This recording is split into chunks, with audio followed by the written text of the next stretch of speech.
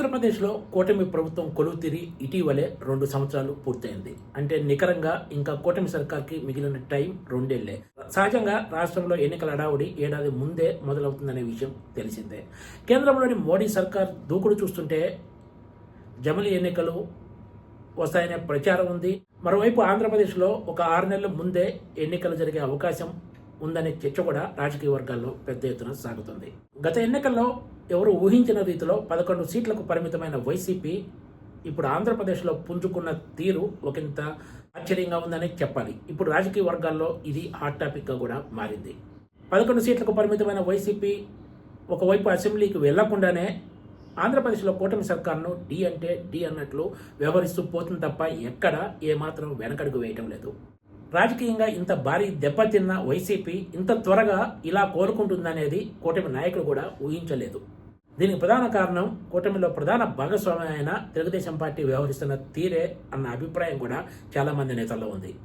గత వైసీపీ హయాంలో అవా చెలాయించిన కొంతమంది ఐఏఎస్ అధికారులకే ఇప్పుడు కూటమి ప్రభుత్వం పెద్దపీట వేయడం, ప్రతిపక్షంలో ఉన్నప్పుడు చెప్పిన దానికి భిన్నంగా ఇప్పుడు అధికారంలోకి వచ్చిన తర్వాత నడుచుకుంటుండటంతో పార్టీ నాయకులు కేడర్లో 2 ఏళ్లకే కూటమి సర్కారుపై తీవ్ర అసంతృప్తి నెలకొంది. మరోవైపు గతానికి భిన్నంగా ఈసారి ముఖ్యమంత్రి చంద్రబాబు నాయుడు కేబినెట్లో ఎక్కువ మంది కొత్త వాళ్లకు ఛాన్స్ ఇచ్చారు. టీడీపీ తరఫున కేబినెట్లో ఉన్న వాళ్ళలో ఏకంగా 13 మంది కొత్త వాళ్ళు ఉండటం విశేషం.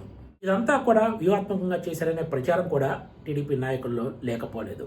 ఇప్పుడు మంత్రులుగా ఎవరున్నా కూడా అన్ని శాఖలపై పెత్తనం మాత్రం కేవలం కొంతమందిదే నడుస్తుందనే ప్రచారం టీడీపీలో కూడా ఉంది.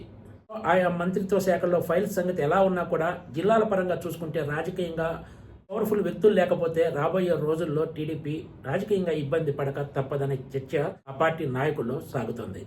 ఇదే పరిస్థితి కొనసాగితే ఇబ్బందికర పరిస్థితులు తప్పవనే అభిప్రాయం కూడా చాలా మంది నేతలు వ్యక్తం చేస్తున్నారు. అందుకే దగ్గర 2 ఏళ్ల తర్వాత జరగబోయే ఎన్నికలను దృష్టిలో పెట్టుకుని ముఖ్యమంత్రి చంద్రబాబు నాయుడు నాయకులతో పాటు కేడర్లో జోష్ నింపేందుకు ఎన్నికల కేబినెట్ ను సిద్ధం చేసే పనిలో ఉన్నట్లు ఆ పార్టీ నాయకులు చెప్తున్నారు.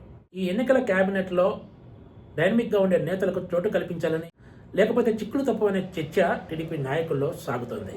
మరోవైపు కేబినెట్ లో ఉన్న మంత్రుల్లో చాలా మంది పనితీరు ఏమాత్రం ఆశాజనకంగా లేదని, ఇందులో కొంతమంది తీరు స్వయంకృతాపరాధం అయితే మరికొంతమంది విషయంలో మాత్రం కొన్ని శాఖల్లో కంట్రోల్స్ వేరే చోట ఉండటం వలన ఆయా మంత్రులు సరిగా తమ బాధ్యతలను నిర్వహించలేకపోతున్నారని కూడా చెబుతున్నారు. వివిధ అంశాలను దృష్టిలో పెట్టుకుని ముఖ్యమంత్రి చంద్రబాబు నాయుడు ఆగస్టు నెలలో లేదా దసరా సమయంలో కేబినెట్లో భారీ ఎత్తున మార్పులు చేర్పులు చేసే అవకాశం ఉందని విశ్వసనీయ వర్గాలు వెల్లడించాయి.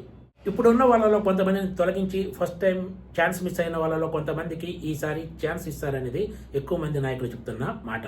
ఈ నెలాఖరుకు కేంద్రంలోని మోడీ సర్కార్ కేబినెట్ లో కూడా మార్పులు చేర్పులు చోటు చేసుకోబోతున్నాయి. రాష్ట్రం నుంచి కూడా కొంతమంది కొత్త వాళ్లకు ఛాన్స్ వస్తుందని ప్రచారం జరుగుతోంది. ఇవన్నీ పూర్తయిన తర్వాత వివిధ అంశాలను గమనంలోకి తీసుకుని చంద్రబాబు నాయుడు త్వరలో చేపట్టబోయే మంత్రివర్గ పునర్వ్యవస్థీకరణలో ఎలక్షన్స్ టార్గెట్ గానే మార్పులు చేర్పులు చేసే అవకాశం ఉందని చెప్తున్నారు. ఇప్పుడు కూటమి ప్రభుత్వంపై సొంత నాయకుల నుంచే పెద్ద ఎత్తున విమర్శలు వినిపిస్తున్నాయి. ఇది జగన్ పరిపాలనకు ఎక్స్టెన్షన్ లా ఉందనే విమర్శలు కూడా లేకపోలేదు. ఎందుకంటే వివిధ అంశాలకు సంబంధించి సాగుతున్న పనులు గత వైసీపీ సర్కార్కు ఇప్పుడు టీడీపీ సర్కార్కు మధ్య వ్యత్యాసం లేదనేది కొంతమంది ఐఏఎస్ అధికారుల అభిప్రాయంగా కూడా ఉంది. టీడీపీ నాయకుల్లో కేడర్లో కూడా ఇంచుమించు ఇదే తరహా అభిప్రాయం ఉండటం విశేషం. ఈ తరుణంలో ముఖ్యమంత్రి చంద్రబాబు నాయుడు కేబినెట్ లో సమూల మార్పులు చేస్తారా, ఎలక్షన్స్ డ్రైవ్ చేసేలాగా కేబినెట్ లో ఎంతటి కీలక నిర్ణయం తీసుకుంటారనేదే ఇప్పుడు అందరిలో ఆసక్తి రేపుతున్న అంశం. చాలా మంది కొత్త మంత్రుల పనితీరు ఏమాత్రం ఆశాజనకంగా లేదనే చర్చ టీడీపీ నాయకుల్లోనే సాగుతోంది.